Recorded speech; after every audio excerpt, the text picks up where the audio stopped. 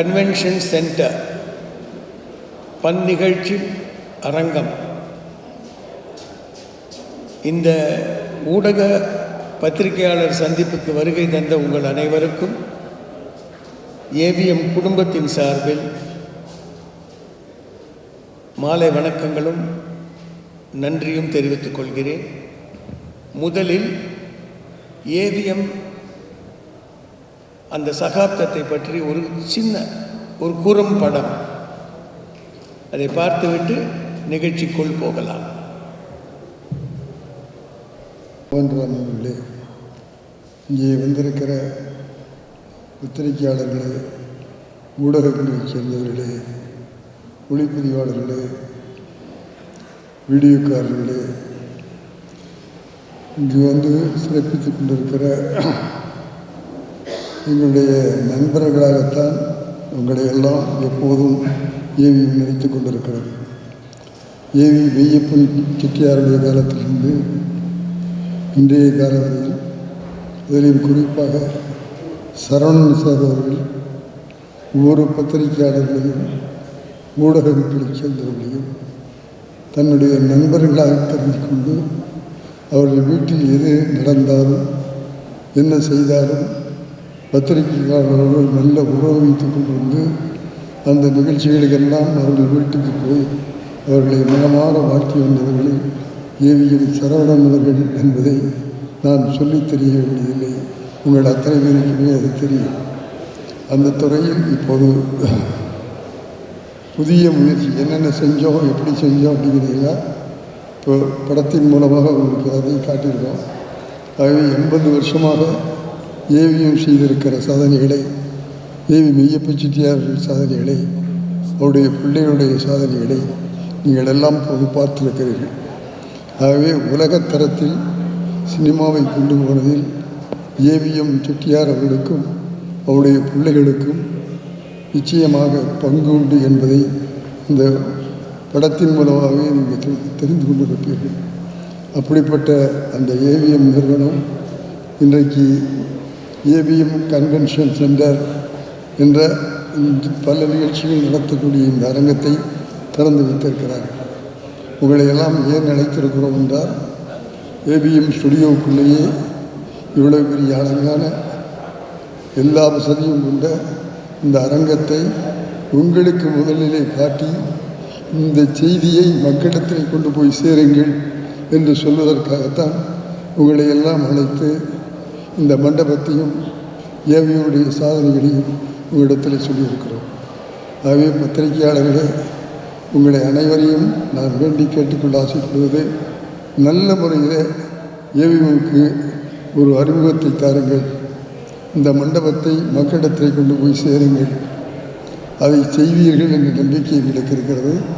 ஆனாலும் உங்களை அழைத்து அதை நேரிலே சொல்ல வேண்டும் என்பதற்காகத்தான் இந்த பத்திரிகையாளருடைய நிகழ்ச்சியை நாங்கள் இங்கே வைத்திருக்கிறோம். ஆகவே இந்த நிகழ்ச்சிக்கு வந்திருக்கிற உங்களையும், வீடியோக்காரர்களையும், ஒளிப்பதிவாளர்களையும், மக்கள் தொடர்பாளர்களையும் வருக வருக வருக என்று ஏவிஎம் குடும்பத்தின் சார்பில் உங்கள் அனைவரையும் இருகரம் கூப்பி வணக்கத்தோடு வரவேற்கிறேன். கைதிட்டு பத்தலை, கேட்கவே வேறு ஒன்றும் இல்லை. இந்த கைதட்டல்னாலே எங்களுக்கு ஒரு விறுவிறுப்பும் சுறுசுறுப்பும் போயிடும். ஆகவே நல்லா கைதட்டுங்க, சந்தோஷமாக இருங்க, மகிழ்ச்சியாக இருங்க. வாழ்க்கை வேறு யார் கையிலும் இல்லை, நம்ம கையில் இருக்குது. ஆகவே பத்திரிகையாளர்கள், ஊடகங்களை சேர்ந்தவர்களால் மக்களை மகிழ்ச்சியாக வைத்திருப்பதற்கு முயற்சி செய்யணும். ஏவிஎம் செட்டியார் அவர்கள் முழு நேரமும் ஸ்டுடியோவில் தான் இருப்பாங்க. எப்போ பார்த்தாலும் வேலை வேலை வேலை.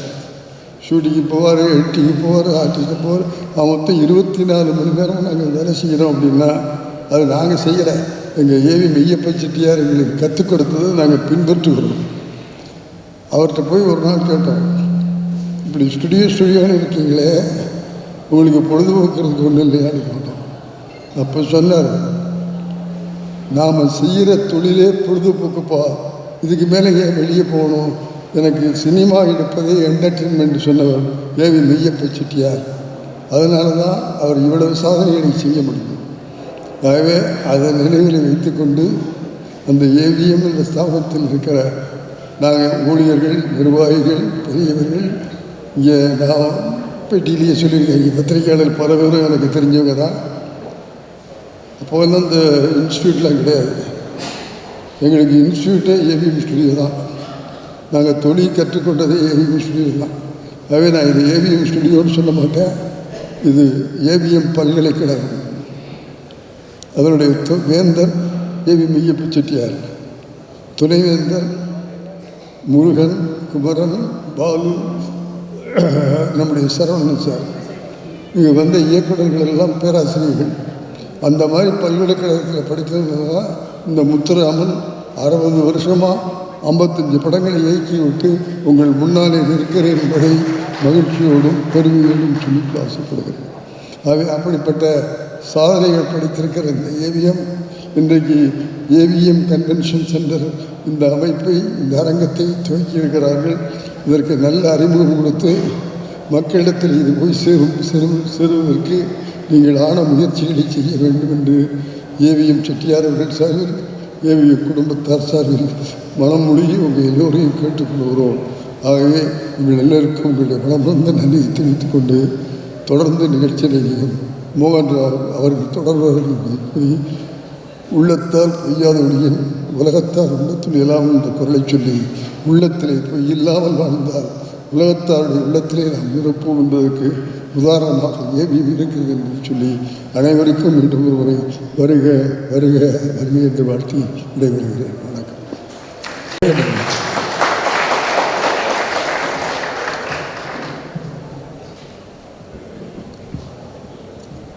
அடுத்தபடியாக திரு MS. அனைவருக்கும் வணக்கம்.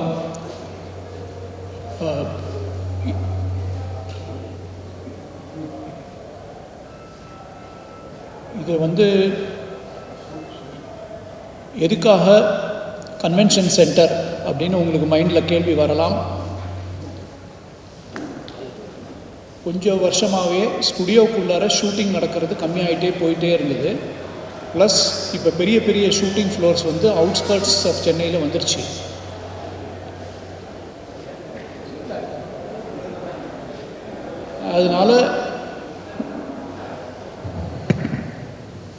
அதனால் நாங்கள் என்ன டிசைட் பண்ணோன்னா, எங்கள் கிராண்ட் ஃபாதர்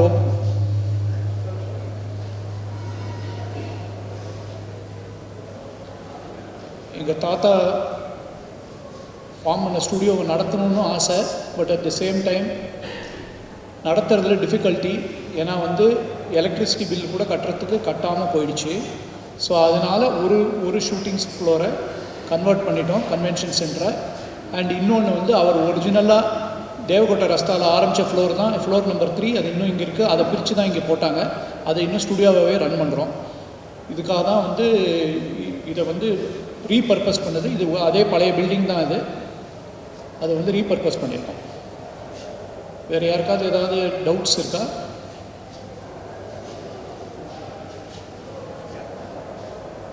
தேங்க்யூ.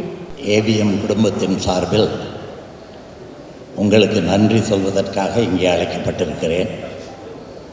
அதற்கு முன்பாக அந்த குடும்பத்துக்கு நான் நன்றி சொல்லணும். எதுக்காகனா, இதில் எல்லாத்தையும் பார்த்துக்கிட்டே இருந்தேன். இந்த இடத்துக்கு முன்னாடி தான் ஒரு 19 வயசு பையனாக நான் நின்று எல்லாத்தையும் சுற்றி பார்த்தேன். தனியாக நின்று. அப்போ இந்த பாதை கடைசி வரைக்கும் போகும். அந்த ஃபஸ்ட் ஃப்ளோர்லேருந்து 8th ஃப்ளோர் வரைக்கும் அந்த பாதை அப்படியே போகும். இந்த இடத்துல தான் நான் நின்று சுற்றி பார்த்தேன். பார்த்துட்டு ஒரு ஆளால் இதை சாதிக்க முடியுமான்னு நினச்சி பார்த்தேன். அதுக்கப்புறம் நாள் போக போக நானே பல விஷயங்களை கற்றுக்கிட்டதுக்கப்புறம் இதை எப்படித்தான் அடுத்த ஜென்ரேஷன் கொண்டு போகிறாங்கன்னு யோசனை பண்ணிகிட்டு இருந்தேன். அப்பச்சி காலத்தில் நான் உள்ளே வந்தேன். ஆனால் அதுக்கப்புறம் இந்த 4 பேரும் ரொம்ப அருமையாக அடுத்த ஸ்டெப்பை கட்டினாங்க. சரி, இது ஓகே. இப்போ சினிமாவுக்கு கொஞ்சம் சரியான நேரம் இல்லை. இப்போ என்ன செய்வாங்கன்னு யோசனை பண்ணேன். அடுத்த ஜென்ரேஷன் இப்படி ஒரு அழகான கல்யாண மண்டபத்தை கட்டி, ஒரு கன்வென்ஷன் சென்டரை கட்டி, அதுக்கு ஒரு டைனிங் ஹால் போட்டு, ஒரு அழகாக இவ்வளவு சிறப்பாக இது இருக்கும்னு உண்மையாகவே நான் வந்து பார்க்குற வரைக்கும் நினைக்கல. ஸோ இந்த மாதிரி ஒரு விஷயத்தை நீங்கள் தான் மக்கள்கிட்ட எடுத்து சொல்லணும். ஏன்னா வெளியே போனால் தான் இப்படி ஒன்று உள்ளே இருக்குங்கிறது தெரிய வரும். அதுதான் நான் இங்கே எடுத்து சொல்ல வேண்டிய முக்கியமான விஷயம். இது இப்படி ஒன்று ஒரு 7 ஃப்ளோர் 8 ஃப்ளோர் பின்னாடி வந்து அத்தனை ஃப்ளாட்ஸு, இந்த இடத்துல இப்படி ஒன்று இருக்குங்கிறத நீங்கள் மக்கள்கிட்ட எடுத்து சொல்லணும், எடுத்து செல்லணும். அடுத்ததாக அந்த 3வது ஜென்ரேஷன் எடுத்த முடிவு சரிதானா அப்படின்னு யோசனை பண்ணி பார்க்கும்போது நிச்சயமாக அது சரிதானே எனக்கு படுது. ஏன்னா வெளியே எல்லா இடத்துலையும் பாருங்கள், அந்த ஸ்டூடியோஸுங்கிறது வந்து இப்போ கொஞ்சம் குறைஞ்சு ரியல் ஹவுசஸ் அண்ட் ரியல் அதுக்கான லொக்கேஷன்ஸ் தே ஆர் பில்டிங். இப்போ இன்றைக்கி பெரிய பெரிய படங்கள் பார்த்திங்கன்னா ஒவ்வொரு இடத்துலையும் அதுக்காக அந்த படத்துக்காக, அது ஆங்கில படங்களில் தான் முதல்ல இருந்துச்சு. அது மாதிரி இப்போ எங்கத்த படங்களுக்கு அந்தந்த locations they are building it up. ஆனால் இப்படிப்பட்ட ஒரு விஷயத்தை சிறப்பாக செய்திருக்காங்க. இன்னும் என்னென்ன புதுசு வருங்கிறது அடுத்த ஜென்ரேஷன் அவங்கக்கிட்ட நான் கேட்கணும். அதனால் இன்னும் புதுசாக நிறைய வரும். ஏவிஎம்மை பற்றி நினைக்கும் போது ஒன்று மட்டும் நிச்சயமாக சொல்லணும், கடுமையான உழைப்பு. அது அப்பச்சி காலத்தில் இருந்து நான் 68 இங்கே வந்தேன். இன்றைக்கி இங்கே நின்று நான் பேச முடியுதுன்னா நான் ஓடிக்கிட்டு இருக்கேன். அந்த ஓடிக்கிட்டு இருக்கிறதுக்கான காரணம் எம்ஜிஆர் என்னை அறிமுகப்படுத்தினது மட்டுமல்ல, இங்கே வந்ததுக்கப்புறம் தான் சினிமாவில் இத்தனை விஷயங்கள் இருக்குது அப்படிங்கிறத கற்றுக்கிட்டதும், எனக்கு ஒரு 4 நல்ல சகோதரர்கள் கிடைத்ததும், ஒரு நல்ல நண்பன் கிடைத்ததும் இந்த இடத்துல தான். அந்த நண்பன் வந்து எஸ்பி முத்துராமன், உங்களுக்கு தெரியும். ஆகவே இந்த ஸ்தாபனத்தை பற்றி, இந்த இங்கே கட்டப்பட்டிருக்கிற கன்வென்ஷன் சென்டரை பற்றி தயவு செய்து எவ்வளவு அதிகமாக மக்கள்கிட்ட எடுத்து சொல்ல முடியுமோ அதை செய்யுங்க. அதுக்காகத்தான் நீங்கள் வந்திருக்கீங்க. அதுக்காக நான் உங்களுக்கு நன்றி சொல்லி விடைபெறுவதற்கு முன்னால் தயவு செய்து சிரமப்பட்டு அவங்க உங்களை வரவேற்கணும், உங்களை சந்தோஷப்படுத்தி அனுப்பணுங்கிறதுக்காக டின்னர் ரெடி பண்ணியிருக்காங்க. தயவுசெய்து எல்லோரும் சாப்பிட்டுட்டு போகணும்னு கேட்டுக்கிட்டு நான் உங்ககிட்ட விடைபெறுறேன். நன்றி, வணக்கம்.